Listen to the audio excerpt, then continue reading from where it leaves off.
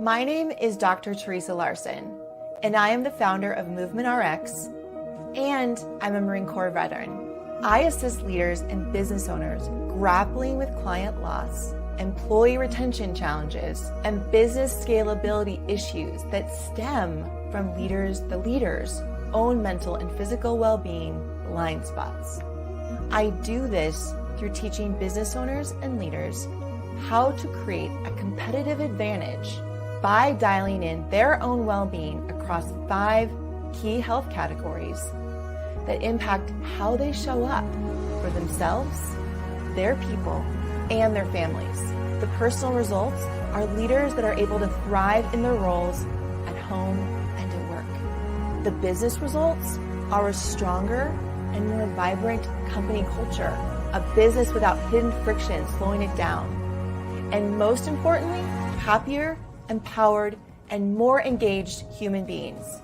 For the past 10 years, my team and I have worked with hundreds of business owners and leaders who in their first year of working with us have achieved breakthroughs like increasing revenue by 20% or solving the great resignation within their organization.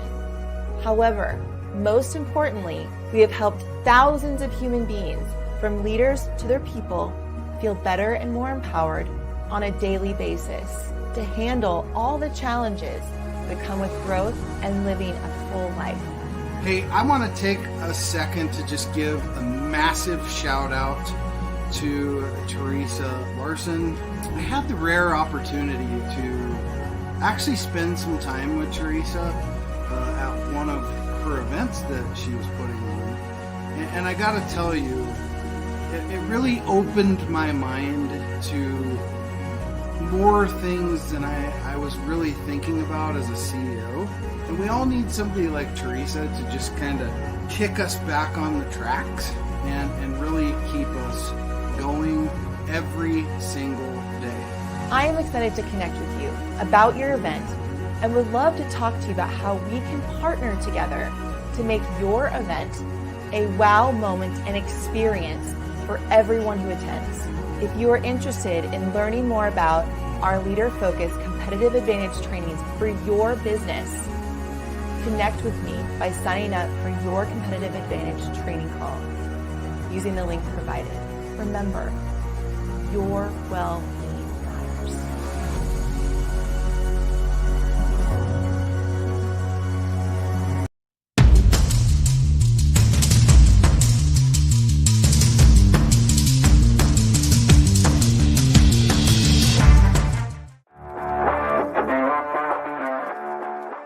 Welcome to HomeFront Sitrep. I hope you're in for a great show today, because I'm just a veteran talking about what's on my mind and maybe yours. You can find HomeFront Sitrep on Apple, Amazon, Spotify, or wherever you find your favorite podcasts. You can also check out HomeFront Sitrep's YouTube channel. Buckle up, the show is starting.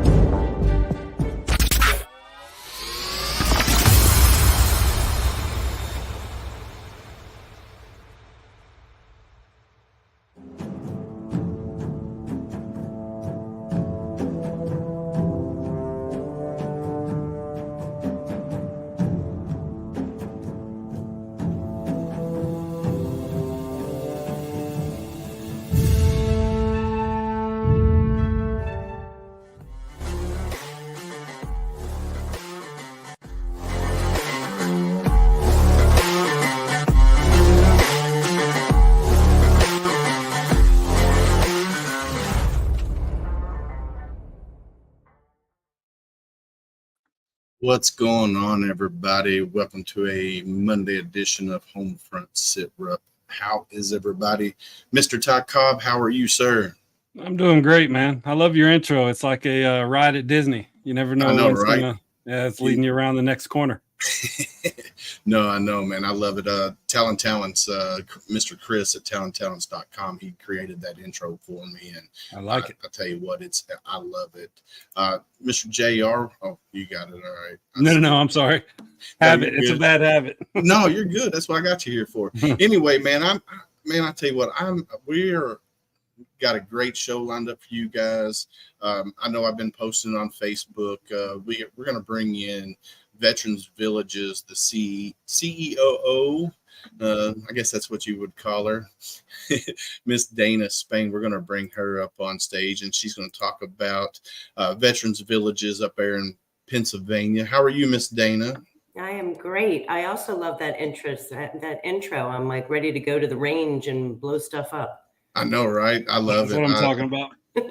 And then I got Dr. Teresa Larson, her commercial on there, and I just had her on, and she's a Marine Corps veteran, and what she does for big corporations and small companies when she goes in and she, talks with the employee resource groups and stuff like that.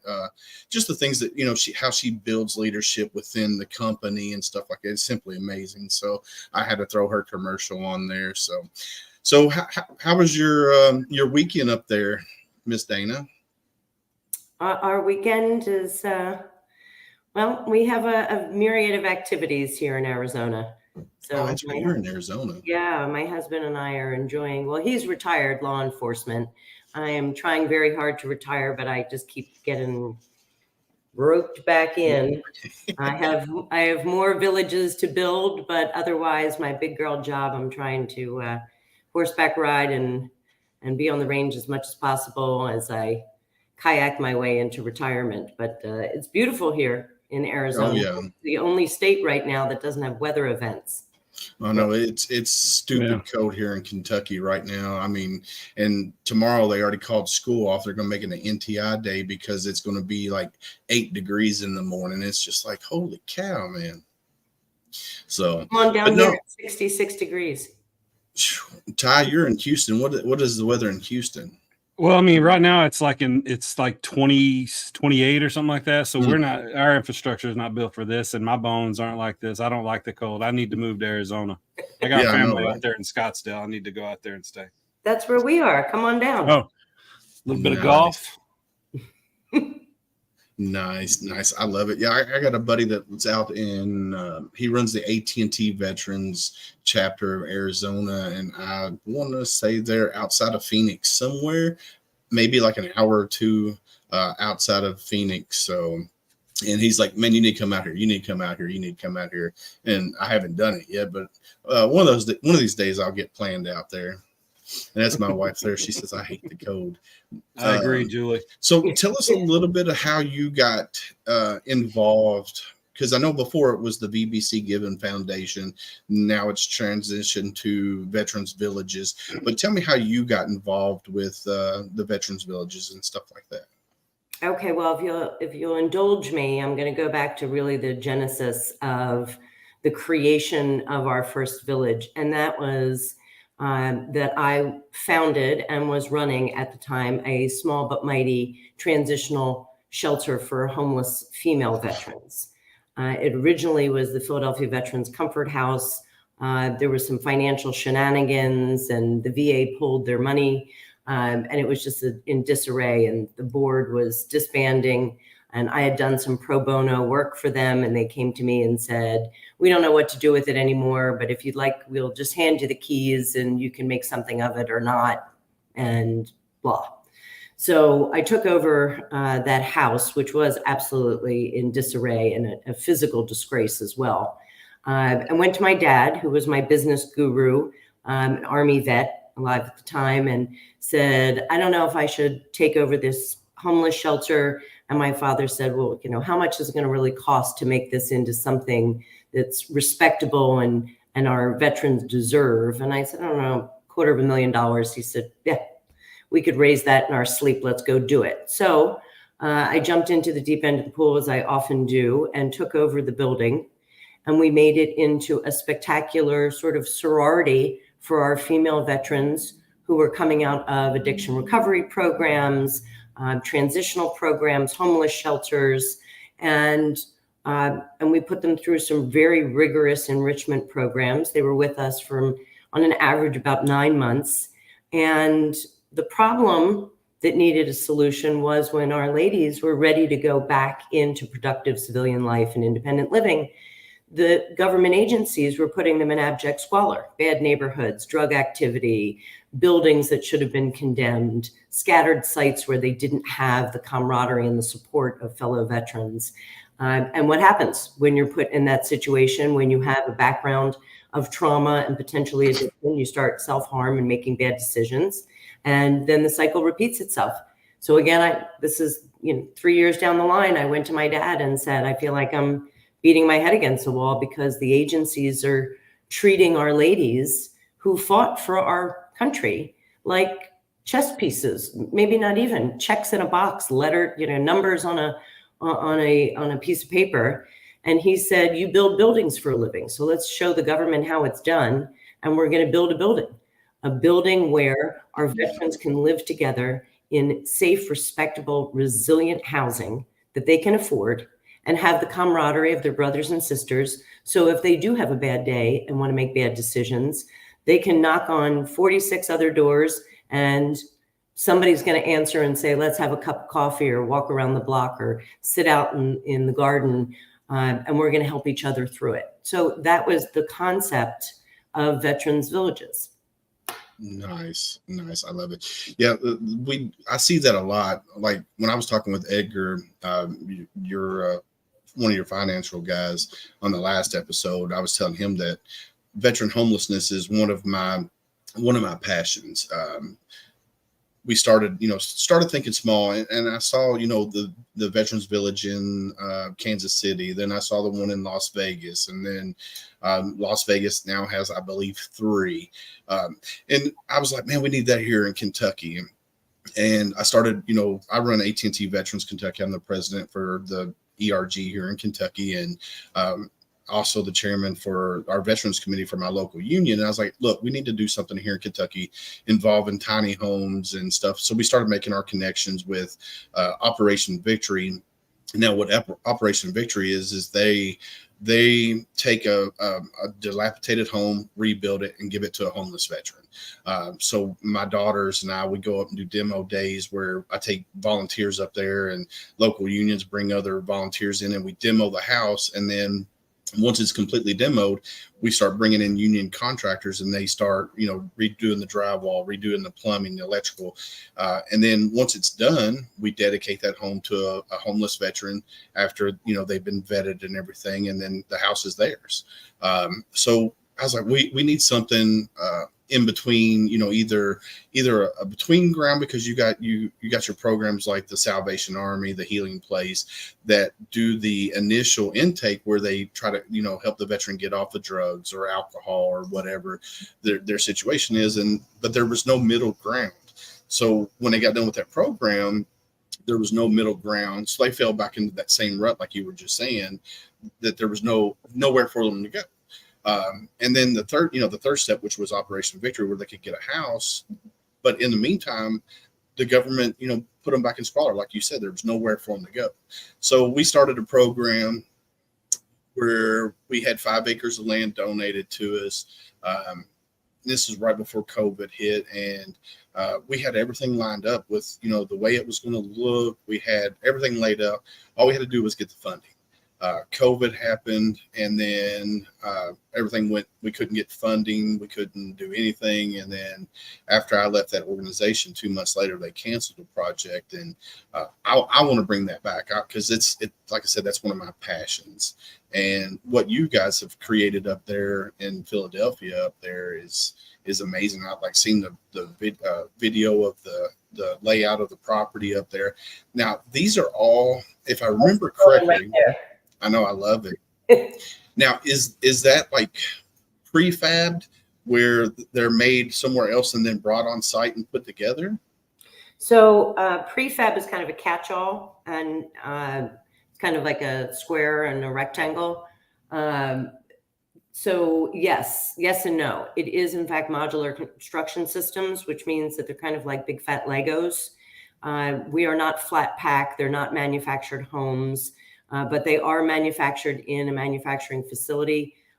This one was done in Hamlet, North Carolina, with 13% of the workforce there are veterans themselves. So it was very heartwarming. And we have just a lot of interviews and testimonials from from the guys and gals on the manufacturing line that were just taking such pride in putting these together. So each apartment is either one or several modules, but when they arrive, they're giant Legos. So picture 14 to 15 foot wide by 40 to 60 feet deep, and they come in on specialized rigs and then they're craned into place. But inside the apartment is almost completely finished. So all your cabinetry is in, your solid surface countertops, your appliances, your flooring, your bathrooms, anything that doesn't swing in transit is already in. So once the Lego pieces are put together and then it's waterproofed and then on-site utilities are plugged in, you have yourself an apartment building. It's a much swifter and more environmentally friendly and energy efficient way of building a building. And speaking of weather, as we were doing in pre-show, if you've ever seen, and I'm sure you have quite a bit, you go by a construction site and all the plywood for the building is up, but it's raining or it's snowing. What's happening there? So you have expansion of wood, contraction of wood, you have water infiltration that leads to mold. None of that happens with modular construction because it's in a climate controlled environment and our wood never sees water and everything is waterproof before it leaves the factory. So there's no mold infiltration, there's no cracks, there's every building made of wood is going to settle, but it's not going to settle as significantly because of the wood variations. So it's just a nicer way to build. And that's how I was building on the for-profit side. And I wouldn't want anything less for our veterans. So this building is very much built as a market rate apartment building, first class finishes all the way around, but it's affordable housing so that our veterans can live within their means, either with direct pay or by using HUD-VASH if they qualify. Yeah, I was getting ready to ask that because we had that set up here in Kentucky too, because we were going to use shipping container homes instead of the stick-built homes. We had a company come in. They were going to donate the shipping containers. There was going to be a little bit of cost to it, but overall, with shipping containers, was going to be much better for maintenance and stuff than your stick-built homes. And this right here, where they're already, they're pre-made and they're basically put together like Legos. I mean, that's pretty neat. I'd like to see that, that process as it's happening. As a crane comes in and sets them in place, I think that'd be pretty neat. And then, the finished product, you can go to the website, veteranvillages.com, I believe. .org. Yeah.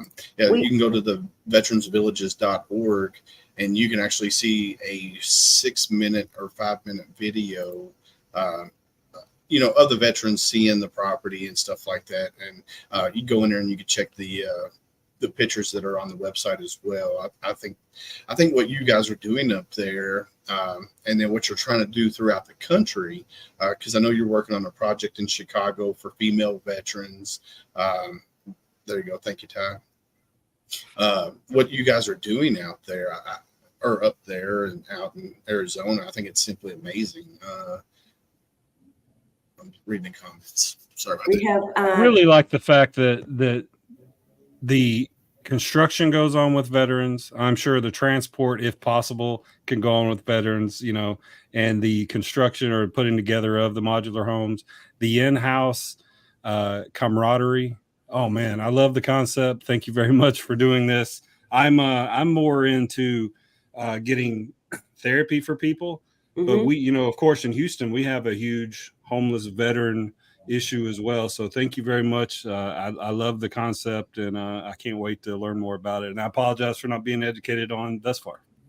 No, that's quite all right. And Ty and Willis, wherever we're fielding opportunities from all across the country. And so what we're looking for is the next logical place to put a shovel in the ground. And to do that, we need local partners. Right. The reason that the first one was built in Philadelphia is because at the time I was based in Philadelphia. My company was based in Philadelphia. The manufacturing company, even though we were manufacturing in North Carolina, is based in Philadelphia. So we had a lot of boots on the ground and eyes on the prize. We needed to really understand how it all came together and to make sure that it was viable and that it works before we go out and do it somewhere that we're not as familiar with the municipalities and how the locals, and whether we have not in my backyard people who don't want veterans in their neighborhood. And by the way, that exists. I know it's shocking, and it was shocking to me, but it does exist. So now we're looking at partnerships where we have an open source template. We will come to wherever we're asked to come. So somebody has land, or they have entitled land, which is even better, or they have an organization that might be doing onesie twosies, houses, tiny homes, rehabs, and say, you know what, we're ready to take the next step and build a full building and a full village. We'll help them every step of the way. So we don't need to be the ones putting the shovel in the ground. We have the formula, and we'll come and help somebody get it done, whether that's an organization, an individual, a faith-based group, another VSO. We will help people, because even if we built one a year, which is really our goal, we're not going to be able to dig ourselves out of veteran housing insecurity, let alone veteran homelessness ourselves. Right. So we need to have that sort of consortium of like-minded individuals and organizations working together. And what I have found in the veteran space, because I've been involved in a myriad of charities over the last 30 years and have founded, this is my third that I founded on my own, is that some industries do not play well together. There's a myriad of industries in the charitable sector that are very not so charitable. They are very competitive, and they don't share information. And so every time you go to do something, it's like recreating the wheel. What I find in the VSO community is that everybody's goal of helping veterans live better lives and thrive, and respecting their service, and the fact that the government has let them down after their separation from service, everybody seems to play well with others. And so we share that information, and so groups don't have to start from scratch. They want to build a village. I'm going to show them how to build a village. I love it. And you hit that right on the head, where there's a lot of organizations out there, they don't want to work with other organizations because they're afraid that if Mr. Ty Cobb is with this organization, but he found this organization that's going to help him out better, they're afraid that this organization is going to lose the funding for Ty, and it just blows my mind how veteran service organizations out there that don't want to work with other organizations. I know Ty and I and the rest of the guys that are in our little group that we have, we do a tip of the spear Veterans Roundtable. And we've talked about that numerous times, where you have to work together. If you want to solve a problem, you have to work together. And if you don't, then it's just, things are going to fall through the cracks. That's so, right. And my wife here, she said right here, she said that happens so often, and it's infuriating that people shy away from veterans near them. This is so remarkable. One per year would be amazing. And she, right on the head. Well, so, it's, I have to say, I'm sorry, I feel like I have something in my eye. That's why I'm fidgety over here. I do have to say, the one organization, the neighborhood organization that we approached, that said, okay, we bought the land and the land was entitled, but we like to play well with others, and we don't want to just build a building without talking to the neighborhood association. And they painted veterans as if there was something wrong with them. There was something intrinsically damaged about veterans, and that they would be a threat to the community or something. And we persuaded them otherwise. But I really was so surprised, sort of walking into that first meeting, what they were throwing at me, that I found myself ill-prepared to make a really coherent argument for why they were so wrong on so many levels. And it taught me a lesson that, not everybody is as like-minded as we are, that want to serve and honor our veterans. And so some neighborhoods are, yay, veterans, send them our way because we know they're going to make good neighbors, and others are not. So you just have to be cognizant of that there are NIMBYs, even when it comes to the veteran community. Thankfully, we set in very, very well in this community in Philadelphia. Has a long, storied veteran history from that neighborhood, and several surrounding high schools where, whole groups of people who were drafted in the Vietnam War era have now moved back into that neighborhood. We have a cadre of Vietnam War era gentlemen living with us in the village. And they're great storytellers and historians about their journey from the Frankfurt section through various other places in their lives and pitfalls that they faced. And now they feel that they've finally, after all of these years, found a safe place to call home. And that's usually, we all take for granted having a roof over our head and a safe place to call home and to lie our heads every night, right? We can figure everything else out generally in our lives once we have that safe haven. And so for a lot of the veterans that we see, they haven't figured it out until they come to us and say, wow, now I feel safe and secure, and now I can work on all the other stuff.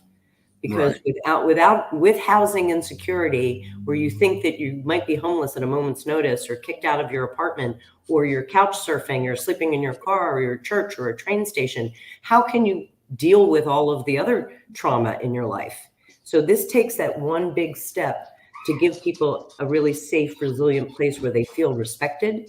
And as I mentioned earlier, they're with their brothers and sisters. So even though our age ranges and we have male and female and families living there, and every race and creed, the theme is we've all served, we've all seen it, we all know.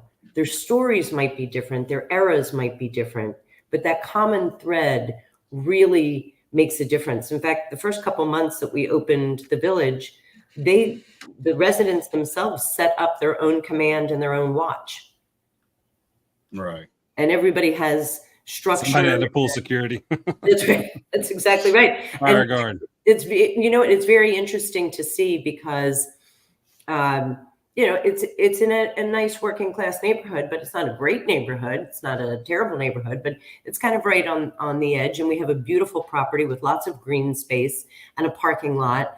And we have basically a full patrol. Some of our residents are in wheelchairs or on scooters, and they're still patrolling the parking lot like they've been, they're MPs. They're making sure there's no nefarious activity or illegal dumping, and there's no drug activity, and they keep themselves in order within the building. It's really been, I wouldn't say amazing because that was the concept from the beginning, but to see it come to fruition is really amazing.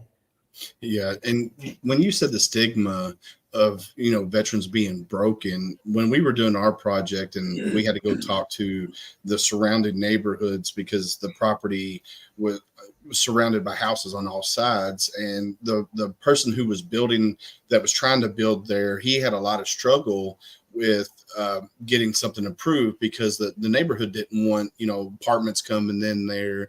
They didn't want this or that. So we had to have our meetings with the people, the neighborhoods around. Then we had to go have a meeting with the mayor's office, and we had to go have a meeting with his team. And like you said, the stigma of these veterans being broken, we had to break that because a lot of these veterans, yeah, sure, they have issues or had issues, but they're working on getting themselves better. And if they're homeless, all they're worried about is where they're going to get their next meal at, or where they're going to get their, where they're going to lay their head at that night.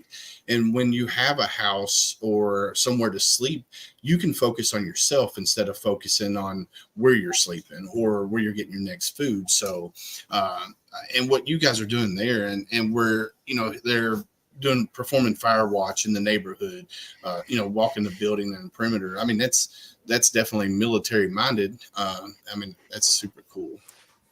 Welcome to the show, Al. How are you tonight, sir? Hey, bro. Hey, sorry. Ty texted me. He was like, "Hey, you jumping on?" I'm like, yeah, it's like 7 o'clock. I got time. What time? He's like, pretty much like I looked. I was like, oh, it's Eastern time. I'm in Central time, so I'm in the weird world, right? So I was like, oh, yeah. Well, better late than never. I'm retired now, so 15 minutes prior, doesn't really apply to me anymore. You know what I'm saying? Well, Miss Dana was saying she's trying to retire as well. So, but she's living out there in luxurious Arizona. So she's loving it. It's probably good weather there compared to what it's going to be here the next couple of days. Oh, it sure is. I invited everybody to come down. This week it's going to be 70 degrees. Right now it's 66 and not a cloud in the sky. So I'm arguing my wife because it was 71 today in Florida. And she's like, the weather's saying tomorrow is going to be 18. I'm like, there's no way. Like, I'm not believing it. Like, I'm not prepping. I'm not cutting no sinks on. I ain't wrapping no pipes. I don't believe it. We're going to find out tomorrow if I'm right or she is. Uh-huh.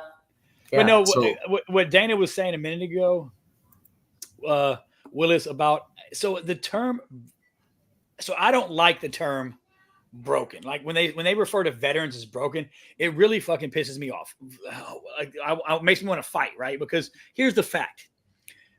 I don't believe as a veteran you can break us. Like we can't be broken, right? We can have some cracks and we can have some issues and we can have some, some life-altering situations. But when people are like, oh, they're broken veterans, that's bullshit. Civilians, y'all get broken.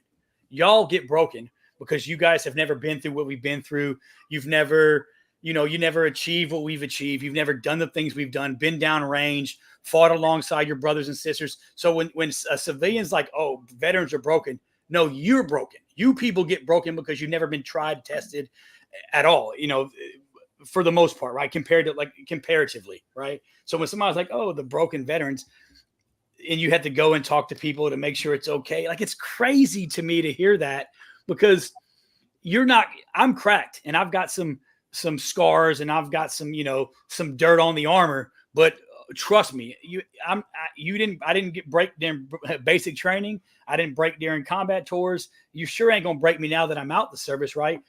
I may need a handout, or I may need some help, or I may need somebody to come in and assist me, like if I was homeless, right? Just because if I was a homeless veteran, that doesn't equal broken. That equals a bad situation that I'm in currently, that I'm planning on getting out of eventually, or fighting to get out of, or hope that somebody like the veteran villages are going to come along and help me with my current situation. But it ain't a broken situation. It's a shitty situation, but it ain't broken. We ain't broken. So when people say broken veterans, it makes me want to fist fight them, because the military for 22 years couldn't break me. My current circumstance isn't going to break me either, because that's what we are. That, we are warriors, no matter what you've done and where you've served. That's what we are. You don't break warriors, right? We retire, but doesn't mean I'm ever out of the fight. I'm always in the fight, no matter what situation. So yeah, it bothers me when I hear the broken term. I'm going to add to your fiery response, Al, by telling you that if you polled, I don't know, Jack, Jill, and Sue Q Public about what a homeless or housing insecure veteran looks like, they're going to tell you it's that Vietnam era man on a corner with some cardboard, right? Yeah. And one of the reasons, and I think this was prior to you jumping on here, that I ran a homeless shelter for female veterans, is that's right. The crisis. And increasingly, female veterans make up 10% of all homeless and housing insecure veterans. Right. And it's on the rise, and nobody thinks about that. And so when I say that we have people who are living with us who are in their late 20s, early 30s, all the way into their 70s, and black, white, brown, yellow, pick one, male, female, with kids, without kids, divorced, married, this, that, the other thing. And people are like, oh, well, that's not what I think of when I think of a homeless veteran, or I think of a veteran that's housing insecure. Right. Because there's a perception, and it's not made any better by advertising, movies, political ads, what have you. There's that stereotype, which has become an archetype of that's the guy with the cardboard on the corner. Right. And usually, in my experience, because I've worked with a lot of VSOs, and I'm the gal who stops at the corner, not to give this person money, but to tell them where they can get aid and help and the programs that they need. They have no idea. They have no idea. You know why though, Dana? I would say, I think a part of that problem probably lies with the fact that the veteran community is a very, very proud community, right? And I think for veterans, a lot of times, we don't ask for help, right? I mean, Right. the three of us on this call alone, I mean, it took me to retire and my wife to be like, if you don't fix what's going on with you, like we're gonna have some problems, right? Right. So I think that because it's especially that Vietnam era, like those are some fierce warriors. I mean, they fought in a war that was unimaginable, right? And I've Right. served in Iraq with Ty and Willis. Like we've served we've all been downrange and been our combat veterans. But those men and women served in a fierce, scary time, right? And I think that pride is a factor when it comes to, people saying, oh, the homeless veteran community or broken veterans or crazy. They're all veterans, the homeless, they're all crazy. No, they're not. They're very proud. They're very proud of their service. They're very proud of the commitment they made to this country. And it's sad that the country, as a whole, that's not a bigger priority than it is. But I think it comes into, we don't want to ask for help, right? We don't want a handout. We don't want. I would rather pick up trash and cans to support my family and feed myself than to ask somebody to give me $1, right? I'll work for that $1. You tell me what you need me to do. I don't want to ask for help. So I think that pride, unfortunately, gets in the way a lot of times because we're a very proud community.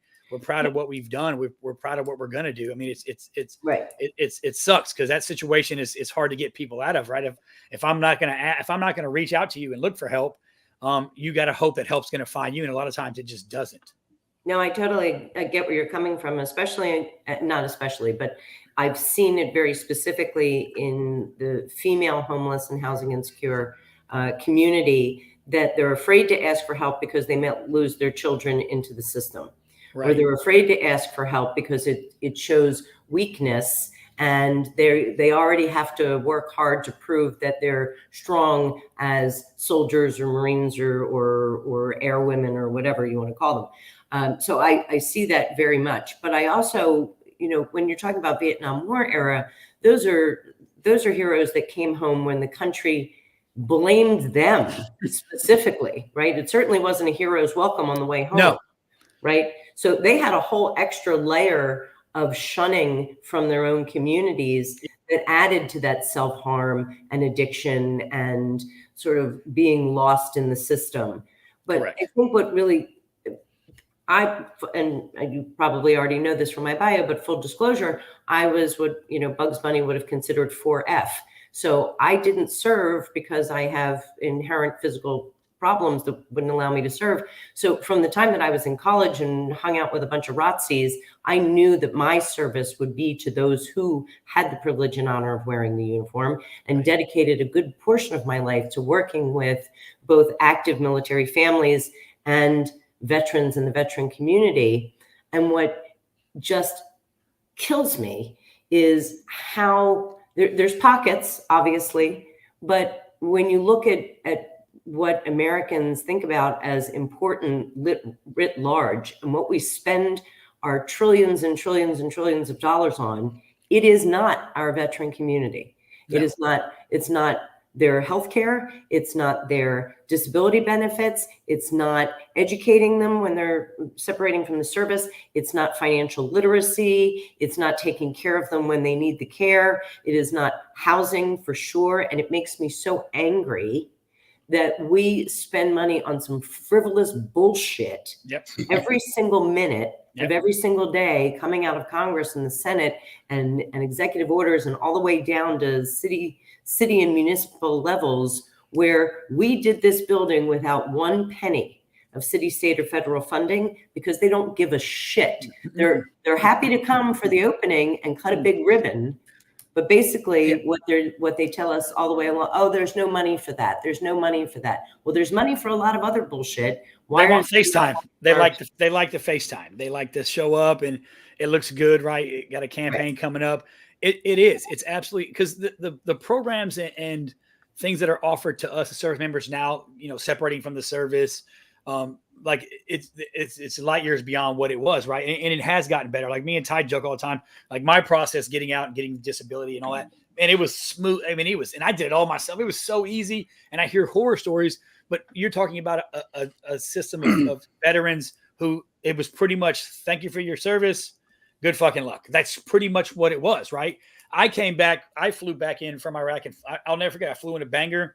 Bangor isn't it? That's in Maine, right? Bangor. Yeah, Bangor. So I flew into Bangor, Maine, and there were people lined up. We were coming off the plane, shaking our hands, hugging our hands, asking for autographs. Like, you're talking about a world of people who came back from serving their country to no money, no jobs, and people who hated them, and like you said, a system that blamed them. Like, it's so night and day comparatively where we're at now, and even the systems and if I was a homeless veteran right now, right, and I didn't know, like, it's all about education. If you don't know that there's a system or a program out there for you, then you just don't know. You're just sit where you're at and do what you're doing. Like, there's no, it's hopelessness. You don't see the options. You don't see, a doorway to get from where you're at to where you want to be. Right. So your program is amazing. Right. So, I mean, but it's all about getting the word out and educating that these programs do exist. Exactly, which is why the importance of this program and the other podcasts and news that I do on a regular basis, but it's also the importance of the VSOs coming together and playing well in the sandbox so that we don't do everything, right? I'm a big believer in understanding what I can do well and surrounding myself with people who have skill sets of things that I don't do as well as they do, but also we can't be everything to everybody, right? I know how to build a great building. I know how to raise money. I know how to raise awareness. But there's other groups that we work with, Veterans Multi-Service Center in Philadelphia. They do an amazing job. They're wraparound services. They make sure that every single veteran that they touch gets every single benefit that they deserve. They navigate the morass of bureaucracy on behalf of the veterans. They make referrals to us for housing, and they make sure that that veteran, once in our care, is still getting the mental and physical health care that they need, and that they have their full disability or their full benefits if they're working. So there's groups like that we work with on a regular basis because we don't do what they do and they don't do what we do. Yeah, that's awesome. You were talking about, city funding or state funding and stuff like that. I know when we were doing our project, it was the name Camp Restoration, and we were trying to get funding through the city, and they had funding that was just sitting there. And, we had our meeting with the mayor, and he's like, well, you got to do this, you got to do this, you got to do this. And it finally got to the point where we were jumping through so many hoops to get the funding. And he's like, well, it's approved. And we're like, no, sir, it's not, because we don't have the funds in our bank to go ahead and start the project. He goes, well, it should be. And I'm like, no, it's not. And, and that's kind of, the downfall of the city government, locally. They were like, well, it's approved, you can do it, but here, we're not going to give you the funding. And it's just amazing that you can do this project and not have a single penny from state, city, or federal to do the project. Right. And I'm not going to lie, it was a heavy lift, but we did this with individual and corporate foundations, and my family foundation putting in the first big chunk of change to get it out of the ground, because I build buildings for a living, and I know low-income housing tax credits, they're there, but it's hoops of fire, as you mentioned, and lots of strings attached. And I just want to get this built and have residents move in because the need was so great and remains so great in Philadelphia and around the country. I didn't want to punch somebody in the face by them saying, no, you have to do it this way, or you can't do it that way, or it's going to take 6 months for us to review your permits. Or no, I just wanted to get in and get it done and show that it can be done and how it can be done. Now, if a developer somewhere has the stomach for LIHTC or new market tax credits or any of that, I don't dissuade them at all. I tell them the pitfalls of it. And if they want to make their own decision and say, it's okay, I can wait 18 months to 2 years to actually get the tax credits and then sell them on the open market and then be able to get the money in my coffers to be able to put a shovel in the ground, that's more patience than I possess, truly. When I see a problem, I want to fix it. I want a solution. I want a viable solution. And I want that solution to be done right, but also right now. I can't sit back and have some bureaucrat tell me how big my closet doors need to be. And that's a real thing, by the way. When you're taking government money, they will tell you how big the closet doors need to be or what kind of appliance, because I'm sure that Joe Mayer's brother makes the closet doors that are not standard, and so we have to use Joe Mayer Brothers closet door. You know what I'm saying? It Right. makes no sense. It adds cost to the project. It's not as easily procured. And to me, it's a shakedown. And I'm not going to have any parts of that. I'm going to build a building with first-class materials, with the vendors that I know and trust, and that I know that, that closet door isn't going to fall off its hinge because it's substandard, because some bureaucrat decided that's how big it needs to be. And that's the tip of the iceberg when you're talking about the strings the government puts on you.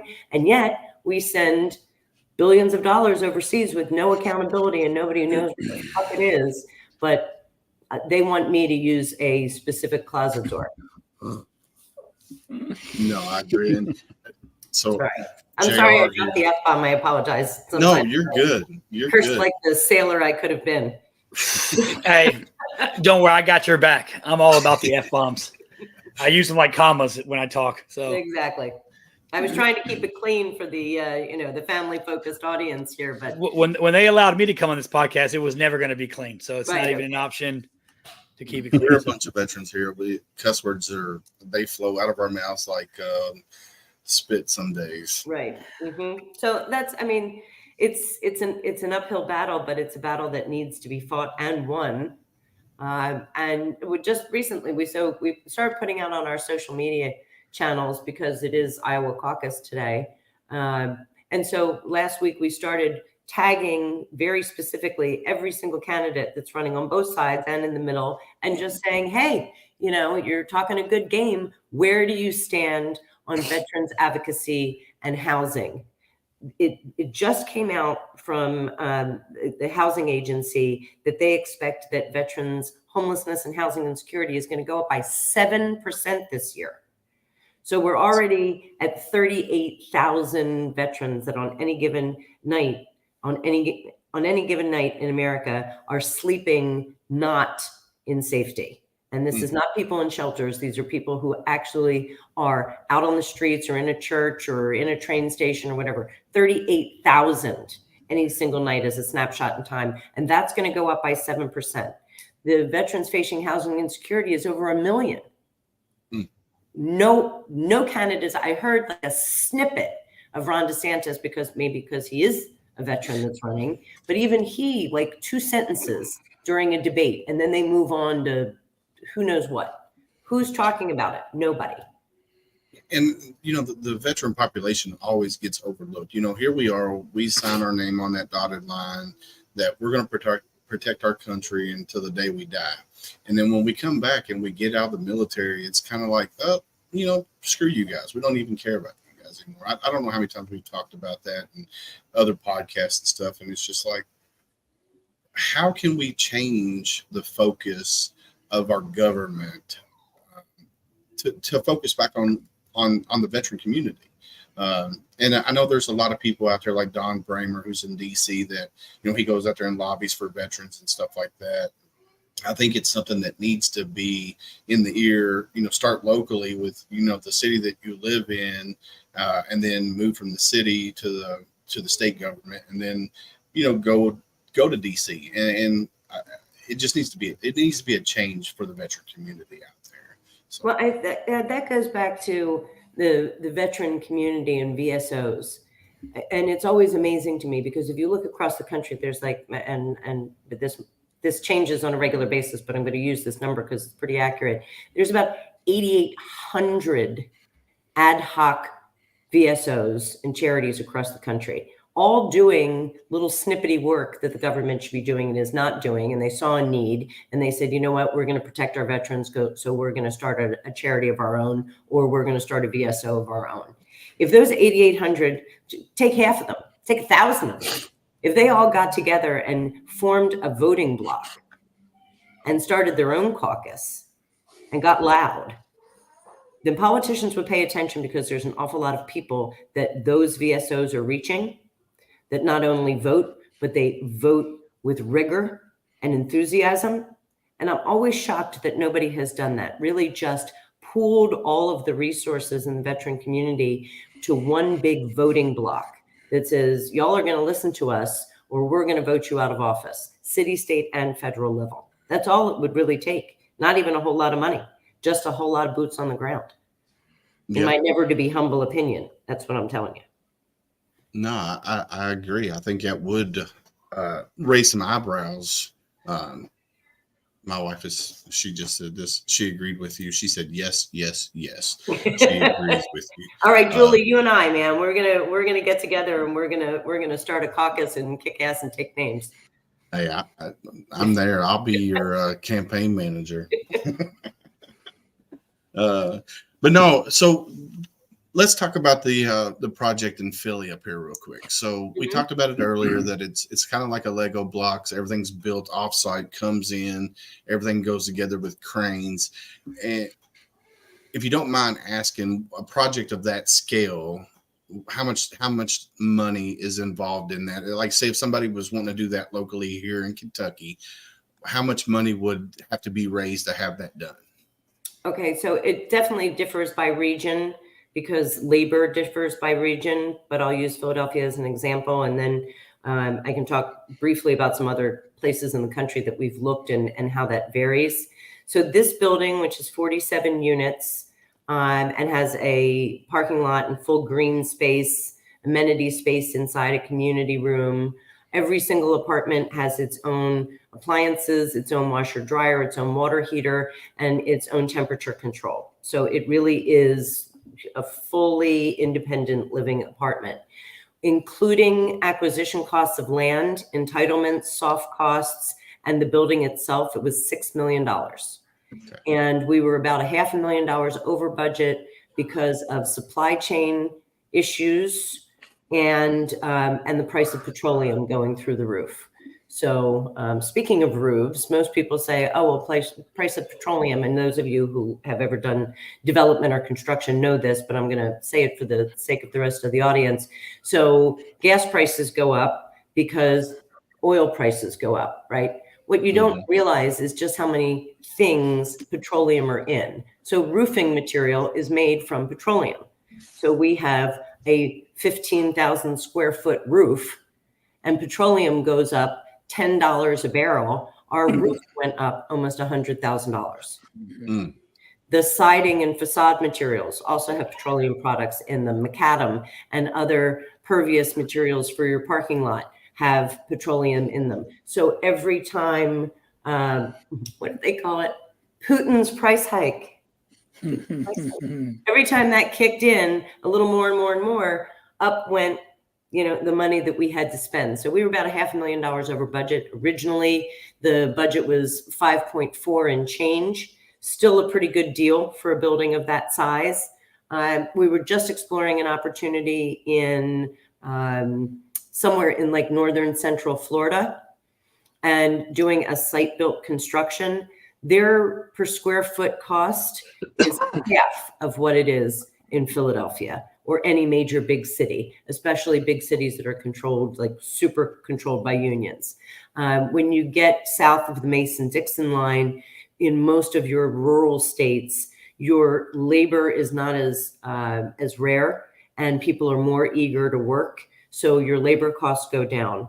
Depending on where you are in the country, you have to account for, as you all are figuring out right now, you have to account for snow loads, wind shears for hurricanes and tornadoes. So if we're building a cement block rather than sticks, it's going to vary. But I would tell you that if you look at our project and you say, I'm going to raise $6 million, we can build a building with you. Nice. So Julie asked, when was this building constructed, the one in Philly? So the building was constructed, let's see, what year are we in now? So we just had our grand opening in May of 2023. And it was constructed the tail end of 2021 through 2022. And then we came to a halt because we had our electrical components were disrupted by the COVID supply chain nonsense off of Long Beach, California, where even though the electrical components are made in the USA, components of those components were coming from Taiwan.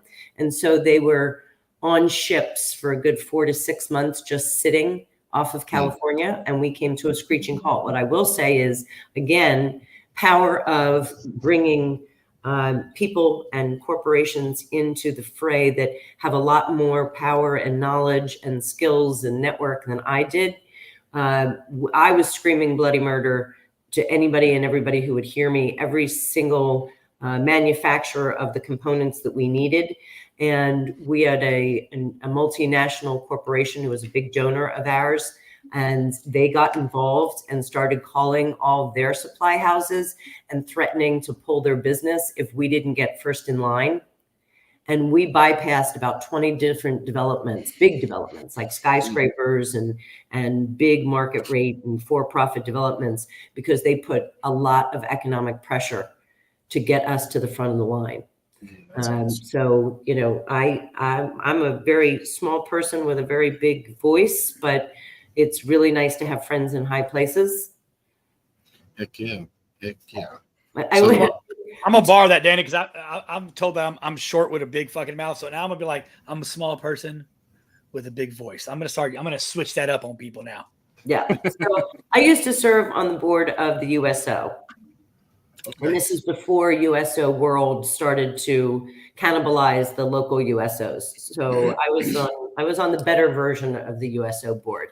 But one of my compatriots on my board at the time of my service, which was about 5 years long, I became very good friends with a Navy SEAL who was still active. You would never think in a million years from the outside. He's a lawyer. He was always very buttoned up in his suit. You didn't see the crazy tattoos until you were in, like, you know, off-board personal, you know, at a lunch somewhere at a pub, and he would disappear for 6-8 weeks at a time and wasn't allowed to tell anybody where he was. And he's just a super great guy. We became very, very close friends. And one day after a board meeting where I completely lost my temper just at everybody sitting around the board, and he said to me, and I'm one of the few civilians on the board, so everybody is, and this is one of the problems that I see as a civilian in veterans and military charities, is that everybody defers to the next highest rank. And I've sat on boards where the admiral is a complete fucking schmuck. So I don't have to defer to that guy because he's a moron. Yes, he led battalions. I have no idea how he did it, but in this boardroom, you're a moron. So I'll tell you how he did it. He had a bunch of us on his team. He took the credit, but we did all the work. That's right. So that's how it works. He's an officer. Yeah. Like, he didn't do shit. Trust me. That's right. And I was always fascinated. I mean, the guy who was running the board at the board chair at the time, he was some, like, you know, a 3-star general, retired or whatever, and he couldn't run a board meeting. I was fascinated. So anyway, long story longer is that this SEAL, Ryan, and I, we got to know each other really well. And after completely losing my temper, I mean, just a big obnoxious temper at a board meeting and everybody coming to a screeching halt, he, after the fact, he says, you know why I like working with you? Because I am a pinpoint laser focused sniper. And sometimes I need scorched earth, and that's you. Yeah. Mm-hmm. Love it. I love it.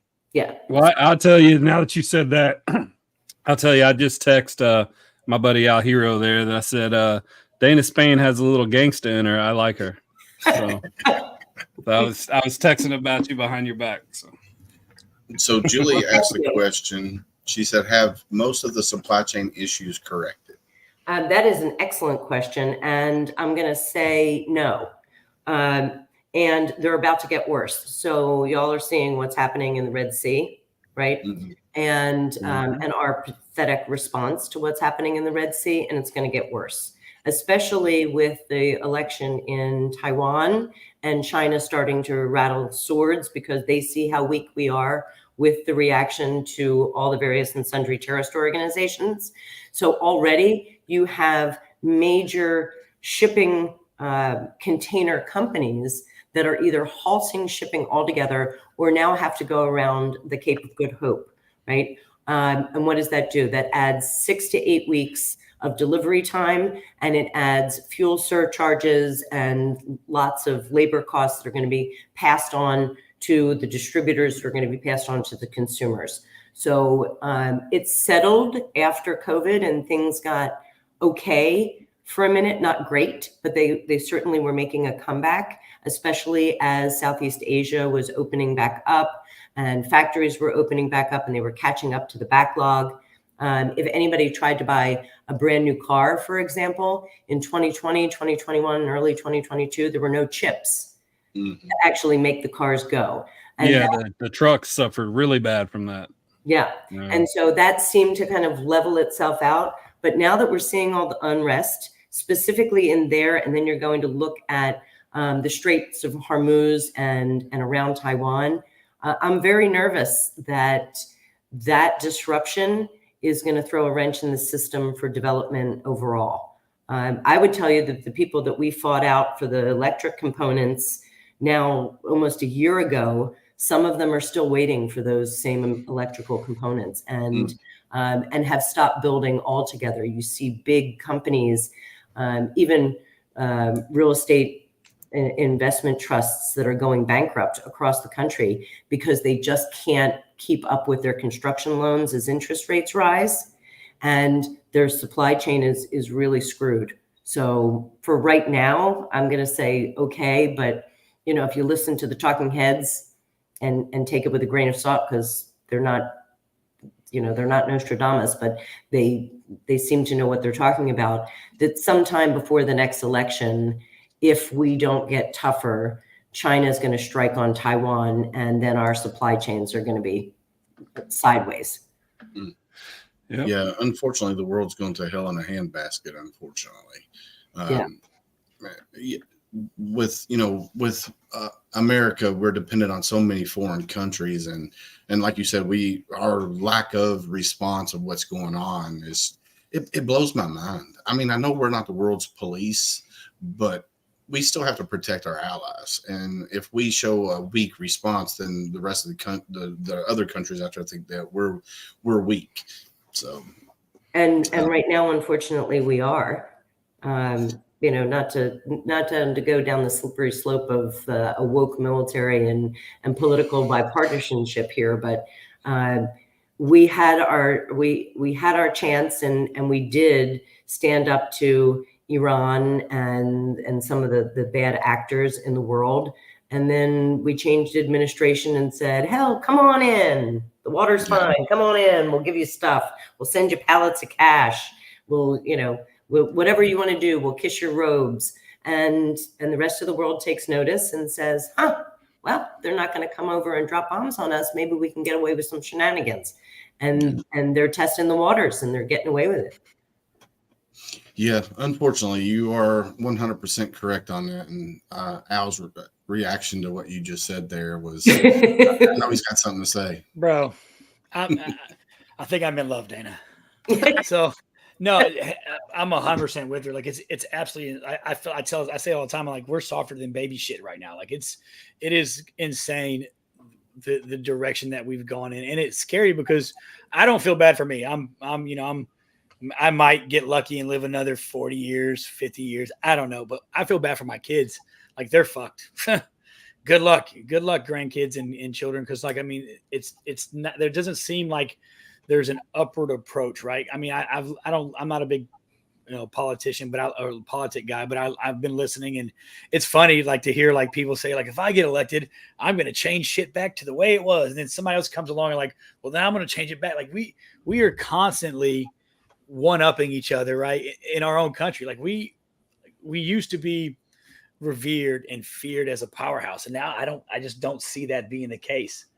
Like we're not the nation we used to be, and I don't know if it'll ever get back that way. My son was funny. He was like, "Do you ever think gas prices will go down?" Fuck no, they won't. No, because we're the consumer Americans. We're stupid. Like they raise the prices, we still need gas, and we're going to keep buying it. We don't give a shit. We never take a stand and say, all right, we're going to push back, and we're not buying your foreign shit anymore. We're only going to buy American, right? We're not.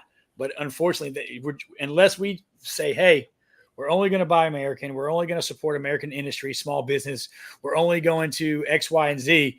Right. They're never going to change. They don't have a reason to. Like the housing market, there's no reason for them to adjust interest rates. They'll appease us and say, okay, they've dropped 1% or 0.5%. But the fact of them going back to where they're reasonable for the average middle class American to buy housing or to buy products, right? Quality products. It's never going to happen. They don't have to, because we're stupid enough to continue to just buy and shell out our cash and continue to support the monster and feed this beast. It's never going to change. It's never going to go back to the glory days. It's just not, right? I mean, we talked about the Vietnam veteran era, and you go back before them, you talk about the Korean War vets and the World War II, like that, those generations, man, if we can get back to that thought process and the way that those people viewed service. And I mean, look at the numbers in recruiting across the globe, across the U.S. for all branches. Recruiting numbers are astronomically low. They're missing their mission constantly, and they're having to incentivize people. They're having to lower standards and then incentivize it monetarily, or have to coax you in. Like, I'll give you a bonus and you can get this. Like, we're having to give people shit for them to want to serve their nation. When years ago people were proud and they like David said, they wanted to sign on that line. Like, there was people quitting their jobs and leaving the NFL and doing all this shit when 9/11 happened because they were drawn to the country. They were proud. They wanted to be a part. And now, shit, we're having to tell a kid, like, hey, I'll give you this, and this if you'll just join the military for a couple of years. Like, we're hell in a handbasket is putting it mildly, David. Like, I'm telling you, bro. Well, I think the other part is that, not to sound like the aging Gen Xer that I am, but the next generation that's coming up, and you see it with all of the college protests and people protesting for terrorism and against America, is that pride of service, that pride of being an American is dwindling in the next generation because they're soft. They've never had hard times. They've never had a time where we were at real war. We're in a real war that affected our sovereignty, that affected, other than what's going on at the southern border, which I don't think that they pay any attention to. But the whole next generation is soft, and they hate America, and they hate our Constitution, and they hate our founding fathers, and they hate all of it. And you know what? They're going to be in for a very rude awakening, because there is going to be another major event like 9/11, except who knows when it's coming and where it's going to be and how big it's going to be. And then shit is going to hit the fan. Because as long as you remind those people, hey, the reason you have the ability to talk stupid shit and act like an asshole and wear a dress and do all this stupid shit that you claim that you want to do is because somebody before you sacrificed and gave you the right to do those things. We defend the Constitution for you to have the ability to shit all over us, right? To burn our flags, to shit on us, because we're service over self. But unfortunately, our country is all about self. It really is. It's all about self, right? Whatever makes you happy, do it. Whatever your feelings are, then that's what's important. We care more about what somebody feels than reality, right? I've always been a big supporter of facts over feelings. Right. And I when I was in the military, I led that way. Like, it's facts over feelings, right? It's just because you don't like the way shit is doesn't mean I'm changing anything. This is how we're going to operate. This is how we're going to do this. You're either somebody's in life, you're the train or you're the tracks. Like, you can be either one. You want to get on this train, we'll get on down the road. But if you want to be the tracks, we'll just run you the fuck over. Like, my kids laugh because, life sucks. It does. Life is hard, right? You guys are supporting the homeless veteran community, and think about those individuals, right? My kids get to sleep in a warm bed and go into the refrigerator and grab whatever they want at any time of the day. There are people who gave you the right to do that don't even have a place to rest their head, right? They're going to, especially in Philly, it's cold as hell. They're going to be scrambling around just to find somewhere that's not blizzard temperatures to try to sleep. It's appalling, right? It's really disgusting to see the way that things are, right? We look at a football, and NFL's going on right now, right? We got athletes that people are like, oh, we care more about those individuals who don't do shit. Let's be honest. You play a fucking sport. Congratulations, you can catch a ball and run really fast. You ain't shit. And then we do our veteran community. Right. Like, our veterans community as a whole, are struggling. We have high rates of suicide, homelessness. I mean, you gave the numbers. That is absolutely insane. And we've even got college kids now, like, making millions of dollars it's absolutely absurd. And I'm old. I don't give a shit. People are like, oh, it's because you don't see things the way it is today. No. I see things the way that they should be today. Like, I don't care about how it looks. It's bad. It's very, very bad, right? I would love to have high school and college students come through and really commune with our residents and understand the struggles that they face and overcome, and truly what they're grateful for. So we had a sort of Christmas in July, and then we had another holiday party later on. And as our residents move in, we raise money so that they're not moving into an empty box, right? They're moving into a home. Well, what makes a home? To me, you cannot have a home without a coffee maker. I mean, that's just obnoxious, right? You need a coffee maker, right? Every home needs a coffee maker, but you also need a warm blanket, and you need a fuzzy pillow, and you need a robe and slippers to make you feel like a human being. And our residents are coming in with nothing. So they put a wish list together, and they're so humble, truly, that we say, well, here, top 5 items that you'd like. We'll give you all of the personal care items, a fresh toothbrush and shampoo and the rest of it. Not that. Just tell us, 5 things that you want for your apartment that are important to you. And whether it's a television or an air fryer or, a fuzzy robe or whatever. And one of the gentlemen in a wheelchair just wanted a warm blanket that he could wrap his legs in while he was outside, smoking a cigarette in the parking lot in his wheelchair. When he was presented with this blanket, you would have thought that it was, $1 million made of gold. And he was just so grateful for having a warm blanket. And that's what I wish that our high schoolers and our obnoxious university students could see, is that sometimes it's that just that one small thing that everybody takes for granted that makes a difference in somebody's life because they actually did sacrifice. Mm-hmm. It's not going to happen anytime in the near future, but I'd like to throw that around because it's amazing. So my daughters, when I go out and do the stuff that I do with the veterans that I help, like my youngest daughter, she goes out with me when we go do demo these houses and stuff. And she sees, these homeless veterans that are, how appreciative they are when it comes to, getting things that they didn't have. And that's one thing that me and my wife, that we wanted to show them. We try to take them to a soup kitchen just so they can help, give food out to homeless veterans and stuff like this. And some organizations like, oh, they're too young. And I'm like, well, when should I bring them? When they're 16, when they don't really care? Yeah. If you start them at a very young age, I'm not saying 3, 4, but if they're 7, 8, 9, 10, let them go to a soup kitchen and serve food to a homeless person and see how that bowl of soup warms that veteran's heart or that homeless person's heart up. And I think children today, like Al said earlier, they just don't care because they got that mentality. Well, I got everything I need at home. Why would I care about what that person's going through? And then my wife, she made a comment. She said, my kids learn about 9/11 from a book. They have no frame of reference. That's sad that there's a lot of American people out there that just care about what's going on everywhere else, but what's going on here in our own country. Yeah. I had people in my neighborhood flying like Croatian or whatever the hell was going on. Ukrainian flags. You fucking shit me? Fuck Ukrainian. Let's drop a big ass bomb, make it one big ass lake. We'll go vacation there. I don't understand how I've got right down there. I live in the panhandle of Florida. Like, that's where I think panhandling was invented. Like, there's not a street corner when you drive through downtown Pensacola that ain't got a veteran or someone on the corner looking for food or money or hungry. Like, if we're worried about sending money to damn Ukraine, like, are you shitting me right now? And you got people in this country flying. You'll burn our flag. You'll burn my flag, but you'll fly that flag because you're liberal, you're a libtard, and you're like, oh, it's a virtue signal. They're the same people that had the BLM. Correct. It makes you feel good because you got a Ukrainian flag in the neighborhood. And you're like, I'm support. You ain't done shit. How about you pack up? I'll loan you a rifle.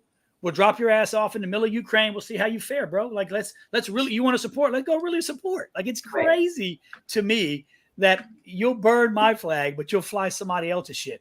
And I support Israel all day long. But you're flying an Israeli flag because it makes you feel warm and fuzzy. Like, I support Israel. Support your own your own homeless community, support your own veterans. It ain't even got to be a homeless veteran. Support something in this country, right? Right. Do something for somebody on the home front, because it matters here. Like it's Ukraine. That shit's sad. I hate it for the kids and the families that are getting fucked up. But you know what? We got a lot of shit going on here and people are getting fucked up, but nobody seems to care, right? Because it's, you pull up to a red light, there's a homeless veteran asking for $1, and you turn your radio up and you look ahead and hope to God they don't make eye contact. Are you shitting me? Like, come on. Al and I are going to be best friends. Bruh. There you go. Al's everybody's best friend. So JR said earlier, I didn't bring this up, but he said not $1 should go abroad when we can't even take care of the people that sacrifice their body and their life for the defense of this country. Absolutely. I would agree 100% with that. Absolutely. No question. In fact, I was, I have a lot of like-minded friends, and we were like, well, could we just have another Boston Tea Party except virtually? Like, I don't want to pay my taxes if I don't know that they're actually going to better my country. Is that a thing? Could we do that? Could we just collectively stop paying taxes unless we know exactly where they're going and we agree with it? You know what's crazy, Dana, is I'm retired. I retired as an E8, so I get a modest retirement that I earn. Like, I'm not, people are like, oh, you get, nobody's giving me shit, bro. It took 22 years of my life watching my kids grow up in pictures and from combat zones, right? The average veteran, I mean, the numbers are crazy with the way, inflation, the way the U.S. is. The average veteran, if you're a retired veteran with 100% disability, you still have to have a full-time job because that's not enough to live off of, right? I served 22 years. My body's broken. I'm all fucked up, right? Mentally, right? My back hurts. I'm right. I'm labeled. I'm crazy. I don't get enough in retirement or disability to support my family, right? Or to be able to survive. I got to go out and get another job, but we're going to send billions of dollars all over other countries. It is very, very absurd the way the system works. It's not in favor of the veterans, right? It's almost like they give you your disability. You're like, all right, that's good enough for you, right? Good enough. We gave you disability. You got a retirement. You should shut the fuck up and be happy with that. But that's not the case. Like, there's no way to survive off of that. And there are veterans out there who I'm lucky and able enough that I can get up and go to work every day. I can get up, I can go to work. I've been blessed to be able to do so. But there are people out there who can't, right? Whether it's mental health issues because they don't function well in those environments, right? You can't, some people just can't go to work and work it, and you punch people in the face, right? Some people can't, whether it's mental health or their bodies. Physically, they can't stand on their feet because people are like, oh, go get a job. Like, veteran, get a job. Like, stop it. But I'm going to blow your mind even further. I can't. Because I'm going to blow your mind even further because for our residents who are able-bodied and who want to work, if they make over a certain income, now it's not an income that's, astronomical, it's right. pretty nominal. But if they make over an income level that's probably hasn't been raised since the 1960s, even though they get incremental, standard of living increases, if they make over that income, they'll lose their ability to live in my village. What? Because now they make too much money. Yep. So they're disincentivized. Is that a word? To work. Yes. To work. Because then they're going to lose their housing voucher. Yeah. Yeah. Is that number $12,500? Is that what the number is? Because there's a number when you're permanent and total unable to work. You can have a job that $12,500, and the government seems to be right on that $12,500 thing for. It's something ridiculous. It's something that you can't live off of if you're not having your housing taken care of for you.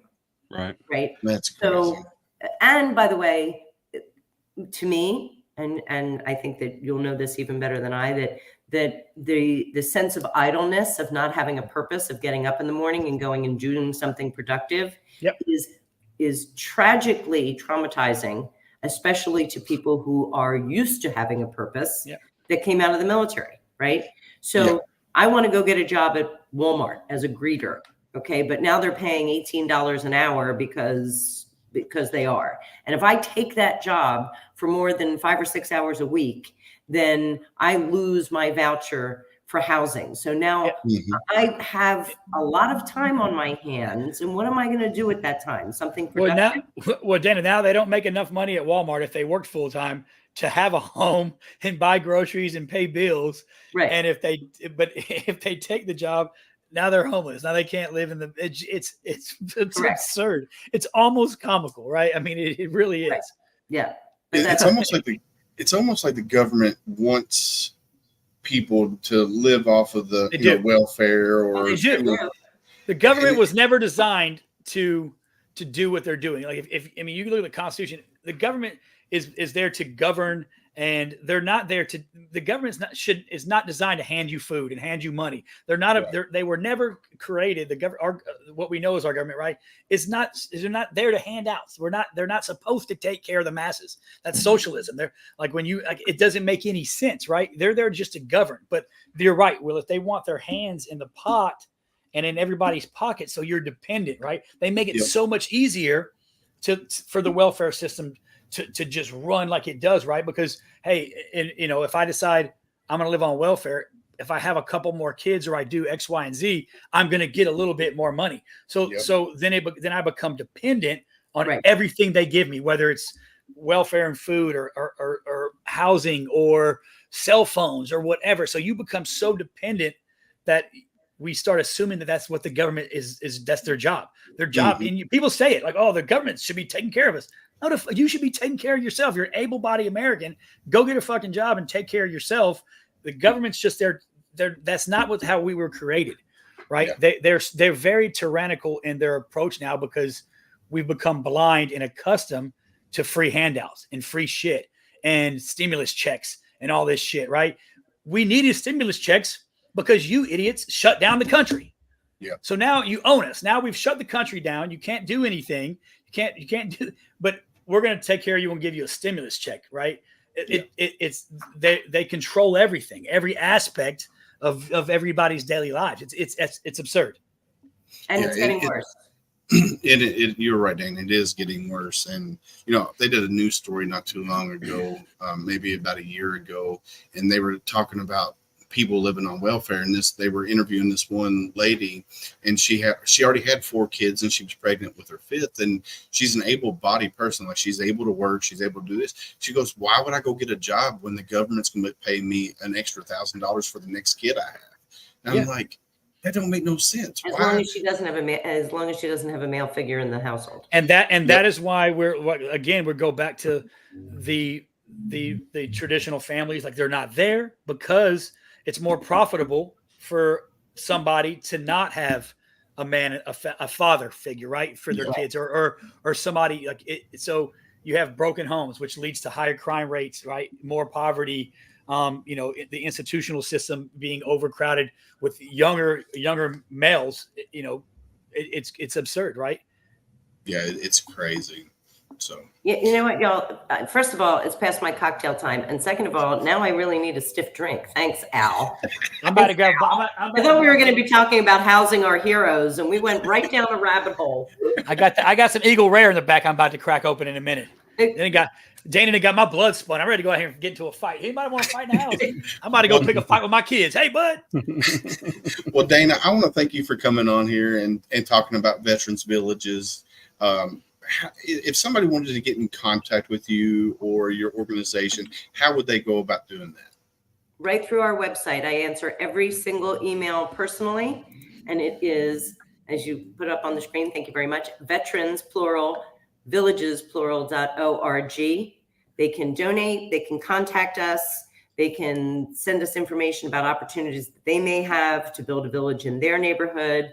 I talk to everybody. Awesome. So we also got the link out there in the chat there.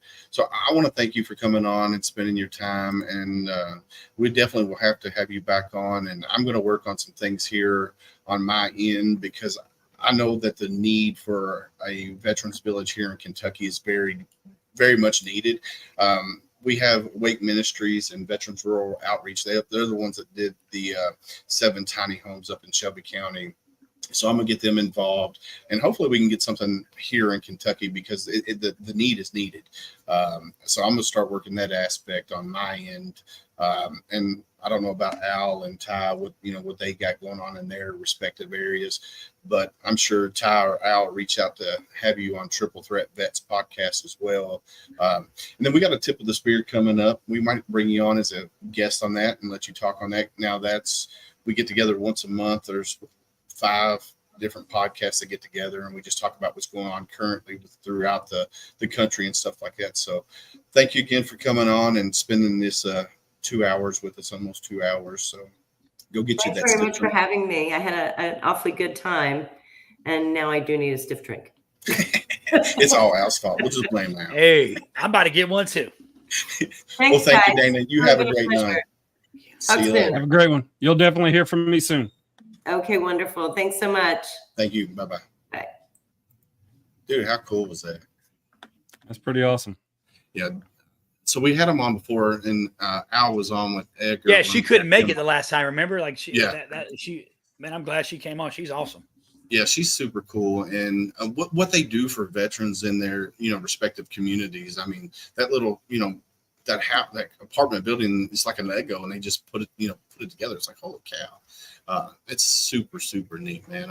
I'm excited about seeing what they're doing, and I really like what she said about the what did she say, 8,800 or 1,800? There was some astronomical number of veteran service organizations that are all essentially doing the same thing, and then if we could get some of those to kind of unify their efforts. So there's some brothers of mine here in Houston that are trying to build a camp. So this would be something akin to the Lone Survivor Foundation, but if they could meet up with that organization and we can create some synergy between the Tip of the Spear network, that's what I'm about. Yeah, I'm definitely about that. Like, we got the Royal Call Foundation, who I had on last night, and we got Veterans Rural Outreach, and we got Wake Ministries. I'm going to get those guys together. We did have a Kentucky in a Coalition for Heroes a few years back, and it kind of disappeared. And I'm going to try to see if I can get back in touch with those guys and see if we can get something like that here in Kentucky. Because if you get a bunch of veteran service organizations that work together, yeah, I agree, Julie. She was great. Thanks for watching the whole podcast, Julie. I know she never watches the whole podcast. It's you two. Beat on you the door, or beat on the floor. So, are they upstairs right now? Yeah, they're. Yeah, okay. Julie's right above me. Actually, she's kind of at so 12 o'clock she'd be. Oh, there she is. I hear you. Audible tone heard. Yeah, heard it. Yeah, so putting an SOS at the house. Oh yeah, I know when it's time to get off, she starts kicking the floor up there. So, but no, yeah, if we can get a bunch of veteran service organizations together and bring this to Kentucky, I'm all for it because it's needed. And like I said earlier, impressive. It's amazing. I mean, it's just so crazy, man. What they do like that. I think that's hurt. What they're doing is needed everywhere. I bet there's not a major city in this country that doesn't have a homeless veteran population or a homeless veteran crisis. I mean, like I said, I live in Pensacola. Like, I mean, if you're gonna be homeless, come on down here because I guess it's warm and you're good, right? Not tonight, but. Yeah, I mean, there's got to be a need, like you said, Kentucky, golly, I mean, across the country, there's got to be a huge need for this. Like she said, Ty gave the number. That's a big number. Yeah, and that's that's an estimated number. That's just the ones that they know of. That ain't the ones that they can't track or that aren't on the radar.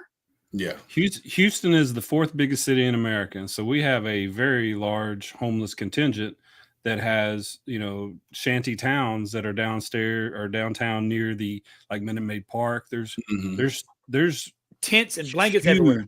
Yeah, thousands and thousands of people, and so amongst those, there are a lot of veterans as well. So come on, Julie, you got a room. You don't got to be homeless when you come here. I got a room for you. You're good. So there's about 15 or 20 VSOs of some way, shape, or form in Houston that try to get together and help these people. So I know if we did pool our efforts, and if she's got the matrix on how to get funding, how to get people together, that's a 90% solution sometimes, because a lot of people have great ideas. So I'm looking forward to marrying her up with some of the people that we have here in Houston, because I do want to retort one thing we said earlier. I do believe that we're the world police. I do believe we're capable of doing things abroad with our foreign policy, as well as taking care of things back here at home.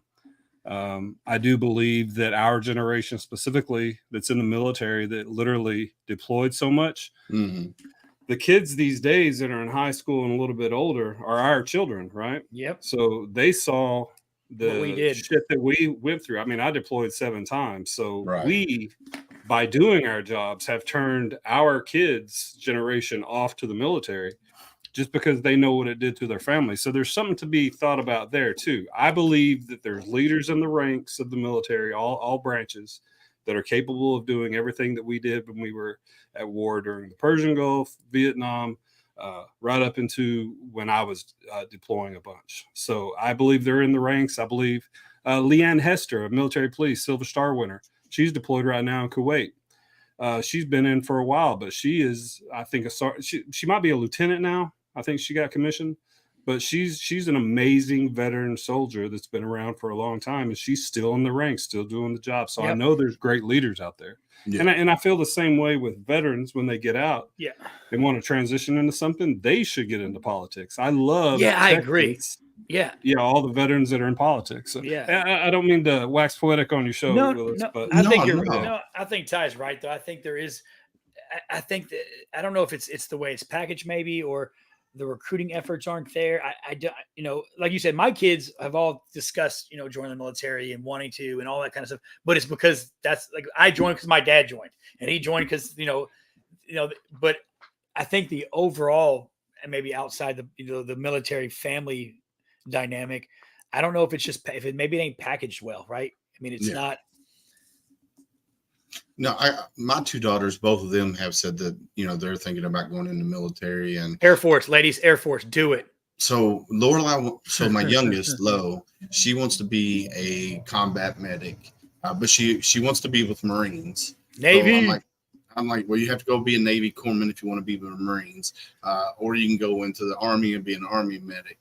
And does the Air Force even have a medical side? Yeah. I don't know if they do or not. Yeah, they do. And then my oldest, pararescue and all that. Yeah. Okay. And then my oldest, BAs in the sky. Okay. So, and then Grace, she wants to go into the FBI when she gets out of high school and college and all that. But I told her, I said, the best thing for you to do is go into the Air Force, work your way up that way, and then go into the FBI. I said, that'll give you a better shot. They don't get out of the chairs in the chair force. But yeah, no, I agree. We, when I joined the Marine Corps, I had family members that were military. My dad was in the military. My uncles were military. And I was like, well, I'm going in the military. And I joined the Marines. Nobody in my family went to the Marines. They either Army or Air National Guard or something of that nature. And I'm like, I'm going to go in the Marines. And then I tell my daughters now, I'm like, look, if you want to go in the military, go Air Force, Navy, Army, don't go Marine Corps. And that's just me being dad. If they go in the Marine Corps, fine, let them go in the Marine Corps. But depending on what they want to do in the military, and I'll support them. So, but like Dana said, doing that house or that apartment, that village that they got up there, they didn't have no state funding, no federal funding, no city funding. They did that through donations and stuff. So people, if you're out there watching, go to veteransvillages.org. I'll put it back here on the screen again. Veteransvillages.org. Go there, donate. If you want it to come to your part of the country, no matter where that might be, reach out to them. Dana will respond to the emails, and hopefully we can get this moving across the country. So, Al, Ty, I want to thank you guys for coming on and hanging out with me. And I can't wait to see you guys' show that you got coming up on Thursday. I know my family loves watching you guys, and especially my wife. She loves you guys. And she's like, oh, why? Well, I'm agreeing with Al. Oh, my God, this is scary. Be careful with that, Julie. It'll get you in trouble agreeing with this guy. Yeah. Al is our nuclear option. We know if it can't be fixed any other way, You can just put Al on it, and he's gonna fix it. Oh man, I love it. But no, I love you, man. I appreciate you letting us come on again, Willis. It's always a good time, man, hanging out with you guys. So. No, I love having you guys on. I got Ty now. He's one of my new team members on HomeFront Sitrep. So nice. Oh yeah, I'll throw some graphics in there, man. We're gonna make this work. I love what you do. Some of the things that we don't do and we're not like keying on, which is specifically homelessness and veterans. We don't talk about that much on our podcast. Right. So to come on here and be able to talk about that just makes our net this much bigger, man. That's why I love the fact that you're from Kentucky. That's what originally made me like you guys. But now you guys are just like family, like especially your podcast. I've not gotten to know everybody else, and I'm a very I don't know, reclusive person.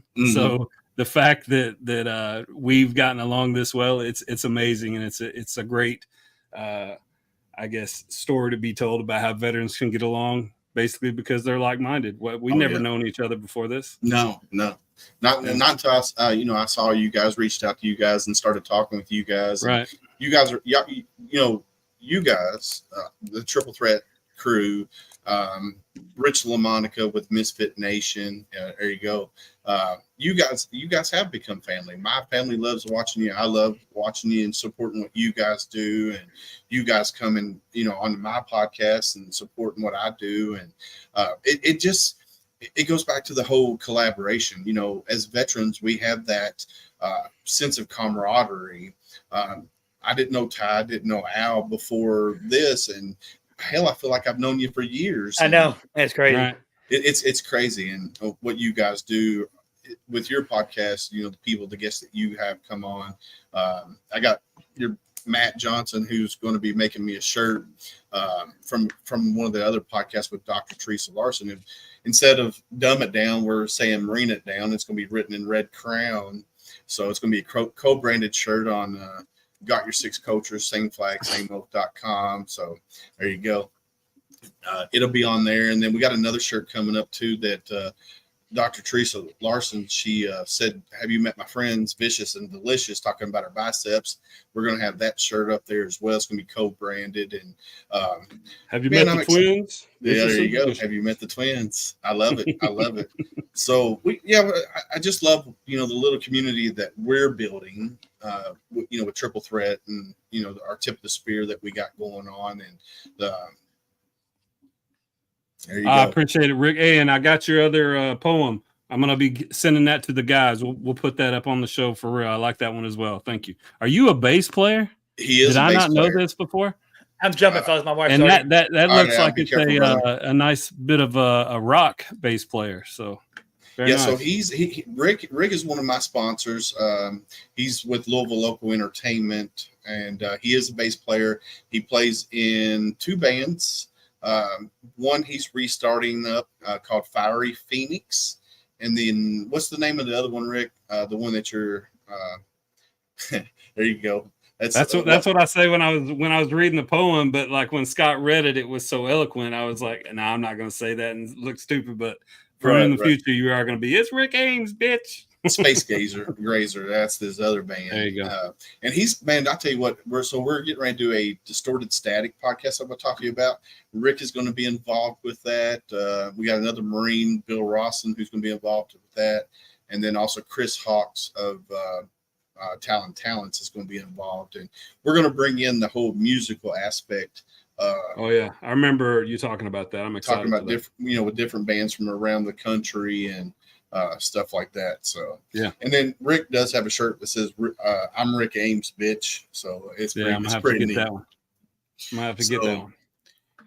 All right, brother. We'll talk to you soon. All right, man. Ty, you be careful, and I will talk to you soon, brother. All right, for sure. Later, man. Man, I tell you what, tonight was an awesome episode with Ty and Al jumping on, and then having Veterans Villages right here again, veteransvillages.org. Go check out their mission and what they do.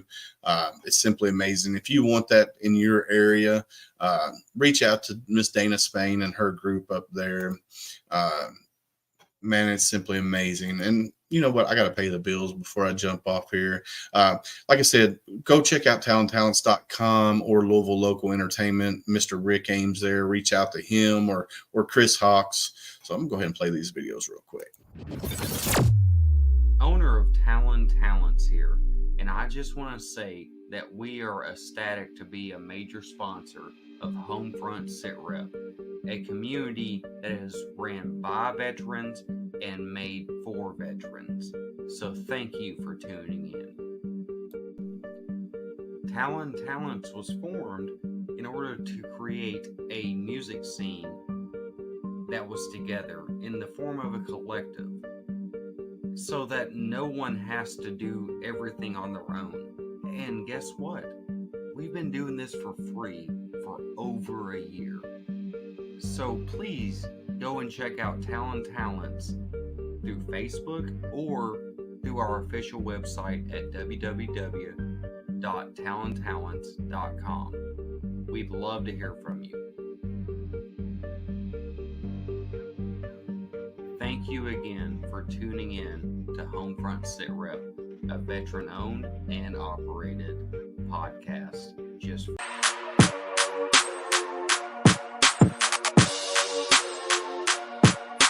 My name's Rick Ames.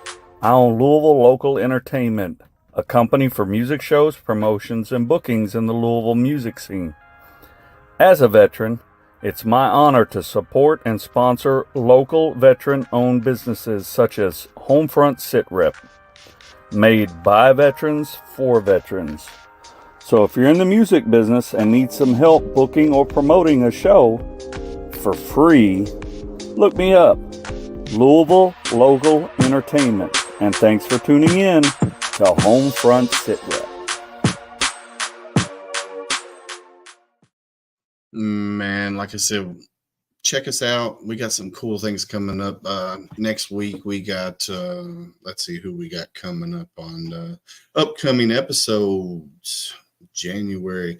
So January 21st, we got Dina Parrott with Kentucky Department of Veterans Affairs. She's going to come on and talk about the women's program that they have there. Then I got She Serves Sheroes coming up on Monday, the 22nd. Then we have Miss Tabitha Bartley. She's coming up. She's a host of a podcast called Oath We Took. I believe that's the name of it. She's coming up. And then we got Lady Veterans Connect coming up to end of January. And then we got all kinds of stuff coming up in February as well. Just stay tuned and check us out, man. And I'm excited. And I want to thank you guys for coming on here, watching every week.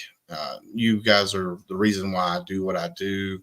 And thanks to my beautiful wife, Miss Julie Willis here. She supports me in my endeavors and my craziness. So I want to thank her and my children. I love them to dearly. And without them, I wouldn't be able to do what I do. So like I say, always stay safe out there. And I got your six.